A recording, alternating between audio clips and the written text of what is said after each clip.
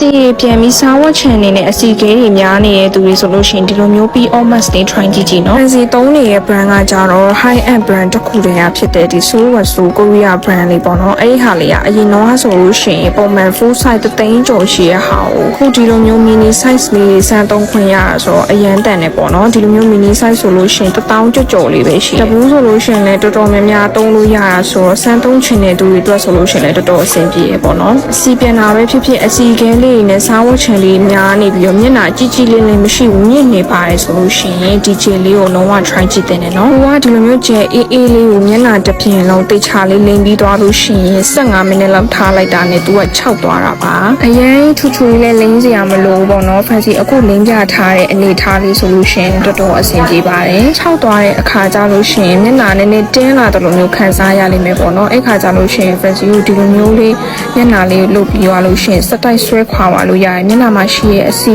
အညစ်အကြေးတွေမျက်နှာမကြည့်နေတာအကုန်လုံးဒီ mask နဲ့ပါသွားပါတော့။ဒီချိန်လောက်သုံးရတဲ့လေမျက်နှာလေးကတင်းတင်းရင်းနဲ့ကြည်ကြည်လေးဖြစ်တာအရင်သိတာ skin care လုပ်တဲ့အခါကျလို့ရှိရင်လည်းပို့ပြီးတော့ skin care ကြီးစိတ်ဝင်အားကောင်းလာဖြစ်တဲ့အတွက်ကြောင့်မို့လို့ result သိတာကပိုမြန်စေရပေါ့နော်။အဲကြောင့်မို့လို့ P.O. mask လေး try ကြည့်ချင်တယ်ဆိုလို့ရှိရင်တော့ဒီမျိုး high end brand ထဲကနေပြီးတော့မှ mini size လေးတွေကစမ်းသုံးဖို့တော်တော်လေးကိုအဆင်ပြေပါတယ်။ပြီးရင်ဆွဲခွာပြီးရင်တော့မျက်နှာကိုရည်လေးနဲ့တိချာလေးတန့်စင်ပေးပြီးသွားလို့ရှိရင်တော့ skin care လေးတွေပုံမှန်တိုင်းလင်းသွားပေးလို့ရပါတယ်။ပိုကောင်းချင်တဲ့ effect ရချင်တယ်ဆိုလို့ရှိရင်တော့ sheet mask ကတာပဲဖြစ်ဖြစ် collagen ampoule mask ကတာပဲဖြစ်ဖြစ်လုပ်ပြီးလို့ရတယ်နော်။